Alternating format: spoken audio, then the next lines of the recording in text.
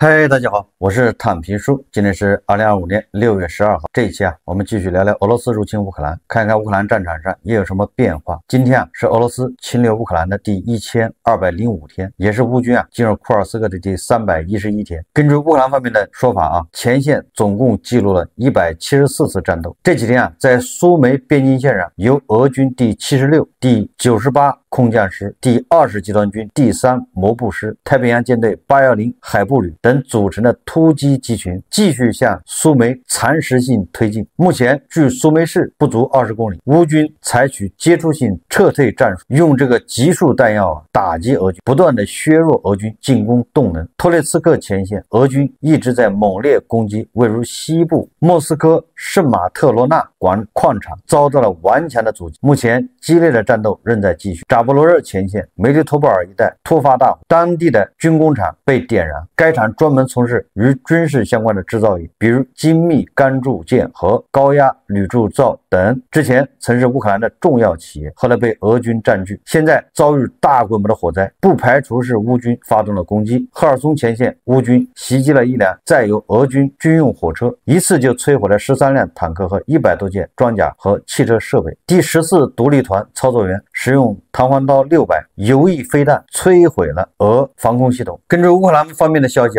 俄军库尔斯克州马里诺地区一处兵力集结点昨夜遭袭。此前情报显示，该地疑似驻有俄空降部队约1个连级规模的作战单位。这一下全部报销这个战果要进一步核实。乌克兰军队使用自杀式无人机袭击了俄罗斯别尔格莱德州的一座加油站。乌克兰哈尔科夫市市长杰列霍夫表示11日凌晨0点31分至0点40分，短短9分钟内，哈尔科夫就遭到了俄罗斯17架无人机集中空袭，有多层公寓楼、私人住宅、商业场所和民用基础设施遭到袭击。哈尔科夫市市长杰列霍夫表示无轨电车、互联网络、公用事业和工业设施遭到袭击，所有这些都是和平生活的普通对象，他们不应该成为任何形式的攻击目标。也就是哈尔科夫在9分钟内遭到俄罗斯的集中的空袭俄罗斯军队还破坏了世界上最古老的电影制片厂之一。昨天俄罗斯人袭击了奥德萨电影制片厂，这是世界上最古老的电影制片厂之一，制片设施、服装和道具仓库遭到破坏，部分历史景观被毁。幸亏保安及时扑灭了大火，控制了破坏性后果，保存了与制片厂100年历史相关的独特服装、道具和工艺品。幸运的是没有员工受伤。文化部长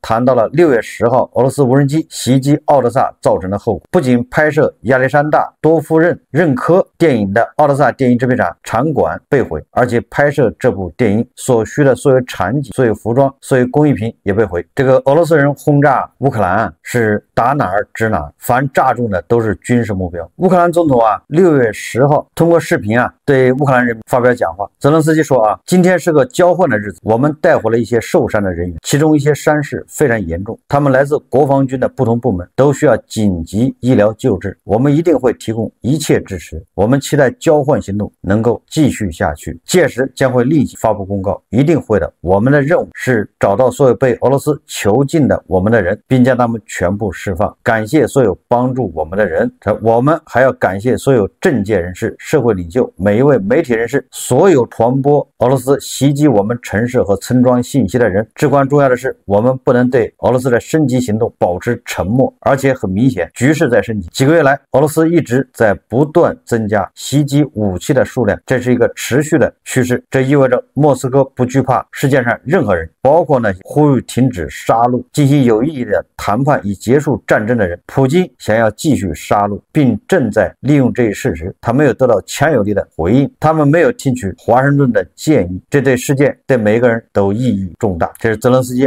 他的视频讲话。6月11号乌克兰安全局公布了蛛网行动新视频。通过这个视频乌克兰安全局展示轰炸俄机场策划的全过程，采用特洛伊木马战术，无人机系乌克兰自研。乌克兰安全局称，行动由安全局局长马柳克亲自指挥，根据总统泽连斯基的指示执行，且高度保密。行动采用了特洛伊木马战术，先后将无人机和模块化木屋偷运入俄罗斯。无人机被藏在木屋的屋顶下，由不知情的俄卡车司机运输。木屋屋顶通过遥控打开。报道称，乌特种部队使用了由乌国家安全局工程师专门设计和制造的无人机，也就是特种无人机啊，也就是乌克兰安全局啊，人家主动的揭秘，他是怎么这个策划的蛛网行动，以及这个行动的背景和效果，特洛伊木马战术使用了什么设备，现在公之于众。这个视频网上有很多大家可以自己去看，有第一视角的，还有第三视角的，有那个卡车一停下来之后那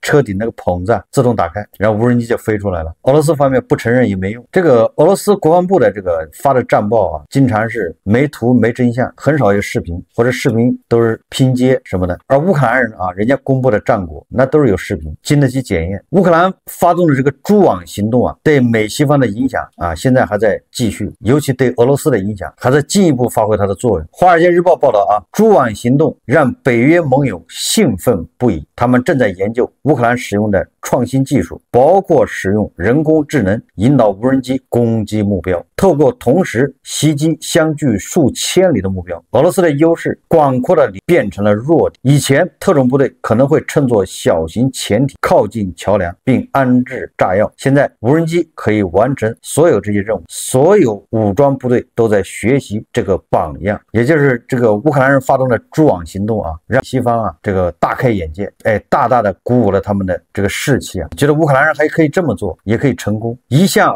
遥遥领先的美国现在都不得不叹服折服。当地时间6月10号，美国国防部长郝克塞斯在国会听证会上表示美国每天都在向乌克兰学习新东西，美国正在乌克兰内部实时追踪乌克兰无人机袭击俄罗斯的进展，并从中学习如何制造更加致命的无人机。会上，一位众议员就6月1日乌克兰对俄罗斯各地空军基地发动的大规模无人机袭击向郝克塞斯提问，美国是否已经在无人机防御和进攻方面都做好了准备。郝克塞斯表示美国正在乌克兰实时跟踪乌克兰的蛛网行动的进展，收集到的反馈将帮助美国制造更致命可消耗的无人机。郝克塞斯同时表示这些数据也将帮助美国推进反无人机系统的开发，以防止美国在面对无人机威胁和袭击时变得脆弱。也就是现在美国在无人机这块要拜乌克兰为师，这乌克兰方面现在是今非昔比当然了，不光是美国在学习全世界其他国家都在学习研究这个教科书式的案例，这么经典的案例一定会进入教科书这个乌克兰安全局局长马柳克说我们攻击敌人感到安全的地方，更痛苦的意外即将到来。蛛网行动总结成为战争史上经典的教案。我觉得已经发生的根本就不可怕，只是4个机场挨炸，41架什么战略轰炸机受损，什么总的损失金额70亿美金，这个已知的根本不可怕。什么克里米亚大桥桥墩子被炸了一下，现在你很难说克里米亚大桥能坚持到什么时候，这些都不可怕。可怕的是乌克兰到底在俄罗斯还藏了多少手段还没用出来，多少人还潜伏在俄罗斯。俄罗斯现在是已经渗透成一个筛子了，未知的才可怕未知的才会比已知的更加惨烈。这也是普京咬牙切齿，牙咬碎了往肚子里咽，不敢升级，不敢用什么战术核武器，因为你不知道乌克兰人家后面还藏着什么，你敢升级，乌克兰就敢升级。乌克兰的外交部长说只要俄继续攻击平民，乌将有计划地摧毁其恐怖手段，炸他的战略轰炸机就是手段之一。乌克兰国家通讯社报道，乌克兰外交部部长西比哈在基辅与立陶宛外长布德里斯举行的联合新闻发布会上称只要俄罗斯继续侵略和袭击平民，乌克兰就将摧毁其军事基础设施和恐怖手段。蛛网特别行动就证明了这一点。乌克兰外长指出我们深信一个强大的欧洲跨大西洋，乌克兰符合欧洲和美国所有合作伙伴的利益。乌克兰在抵御强大敌国时需要支持，但我们也在通过威慑侵略国俄罗斯来保护我们的盟友。蛛网行动再次向世界展示了乌克兰的能力，这是我们对侵略和恐怖的积极防御。乌克兰的这种打击是精确的，只针对合法的军事目标。只要俄罗斯拒绝停火和减少侵略，只要他以平民为目标，我们将系统的有效的摧毁俄罗斯的恐怖手段。乌克兰外长指出，每一个被摧毁的俄罗斯军工厂、机场、仓库和飞机都意味着杀人手段被摧毁。西皮哈说俄罗斯再也不能用它们来对付我们或其他国家的公民。乌克兰正在实施一项高瞻远瞩的有效政策，旨在减少俄罗斯对整个欧洲大西洋共同体的威胁。我们需要这些行动的支持。这个乌克兰外交部长西皮哈的话叫话中有话，也就是俄罗斯不知道乌克兰人到底在俄罗斯准备了一些什么，会有更多的惊喜我们再看看外交以及国际援助。6月11日消息，挪威纠正援助乌克兰的 F-16数量，此前官方公布为6架，也就是挪威援助给乌克兰6架 F-16战斗机但是现在挪威确认已援助乌克兰14架 F-16战斗机，由6架升为14架。乌克兰的 F-16战斗机数量又多了，实际交付的是他以前宣布的2倍多美国著名影星妮可基德曼宣布向乌克兰捐款200万美元。6月3号，谷歌创始人拉里佩奇以个人名义向乌克兰捐款2亿美元。美国华裔著名女演员兼导演刘玉玲向乌克兰捐款200万美元。这个是央视新闻报道说总台记者当地时间11日获悉，俄罗斯国家杜马主席沃洛金表示，德国向乌克兰提供武器用于袭击平民，这将成为两国发生冲突的原因。沃洛金表示德国政府在清楚乌方不具备操作金牛座巡航导弹系统的能力下，还考虑向基辅政权提供该导弹，这意味着德国导弹将打击俄罗斯，而执行打击的将是德国军官。此举正在将德国和德国人民再次推向与俄罗斯的武装冲突。这个是央视报道俄罗斯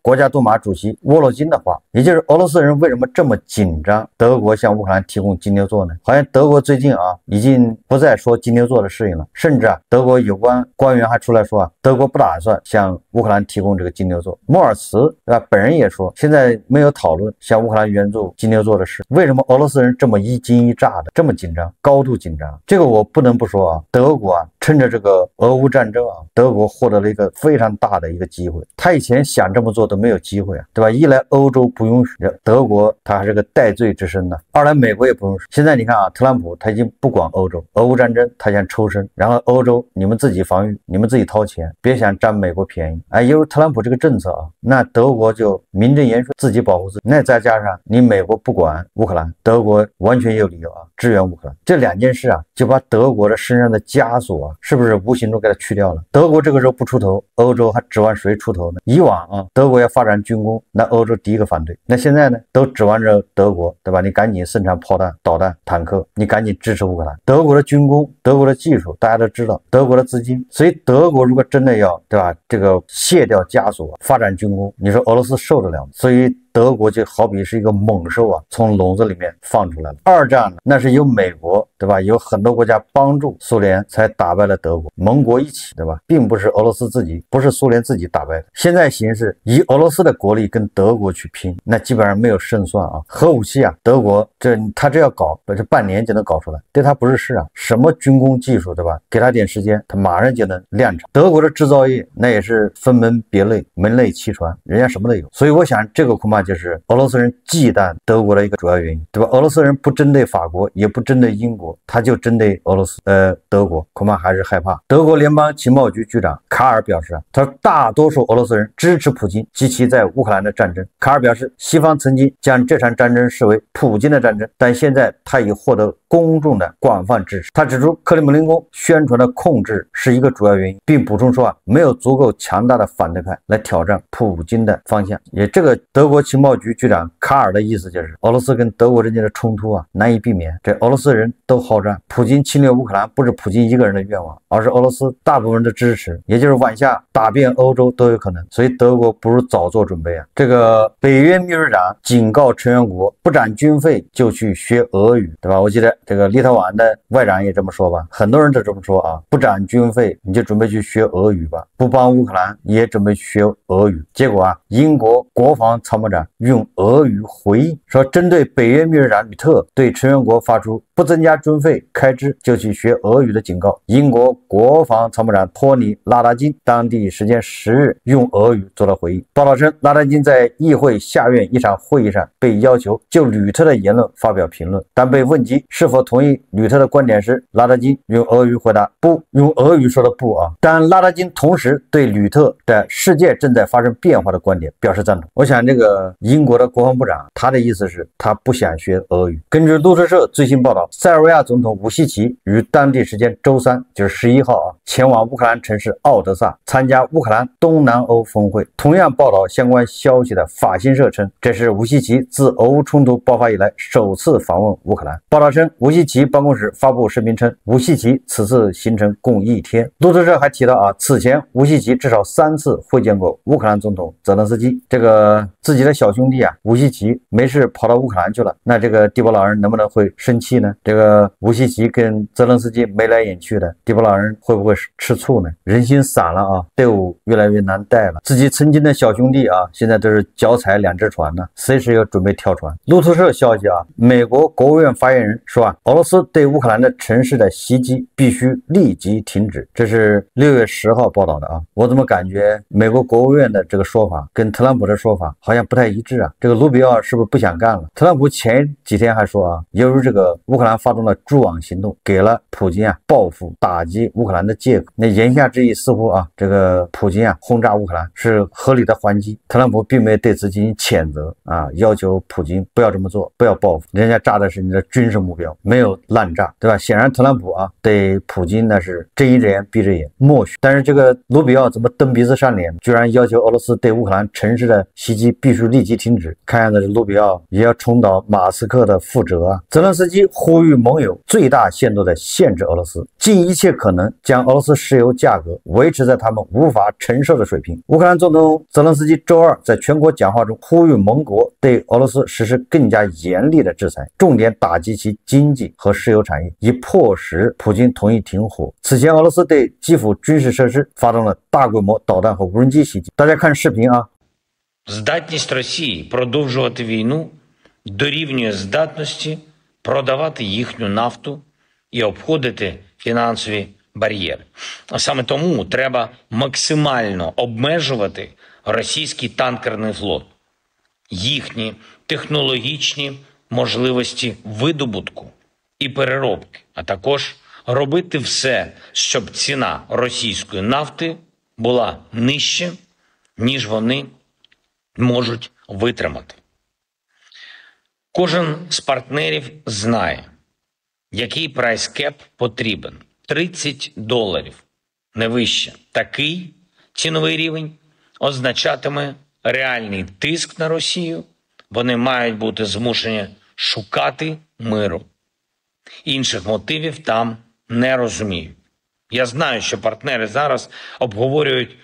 компромісну ціну。乌克兰坚持将俄罗斯石油的价格上限设定为每桶30美元，这是乌克兰外交部长西比加在评论中透露的。他说我们非常希望在这方面决定能在相关会议上被正式通过并落实。而泽连斯基他也认为30美元的俄罗斯石油价格上限将迫使俄罗斯寻求和平。30美元上限那不便宜了2个印度吗？俄罗斯能干吗？俄罗斯索性不卖了，他也不能便宜了这个印度30美元一桶，那真的是挤这个俄罗斯的血来反哺2个印度这样合适吗？6月11日消息，俄罗斯总统助理、俄乌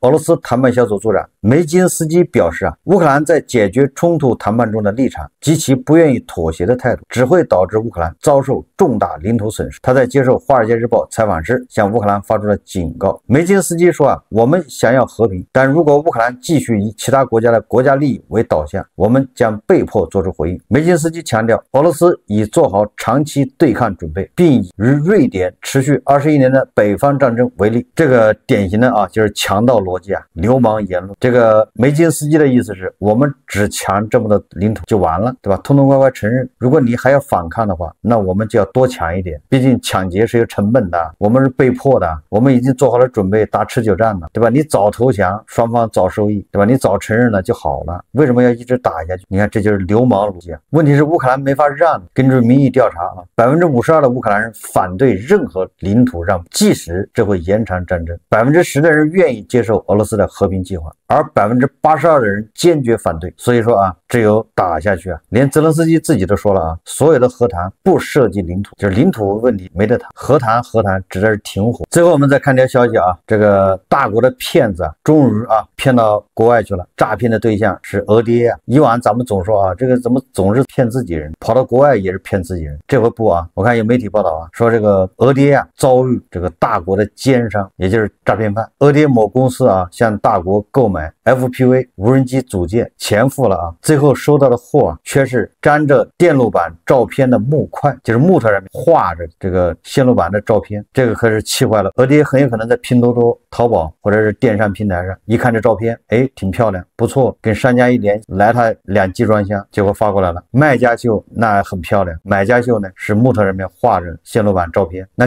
算骗子吗？这个严格意义上不能算骗子，对吧？他是拯救乌克兰平民的性命啊，也算是帮乌克兰反抗俄罗斯的侵略，是正义之举啊！大国的商人要多干一干这样的事情。好，这期节目我们就聊到这里，感谢大家收看。如果喜欢我的节目，欢迎订阅转发，也可以在下方留言评论，谢谢大家。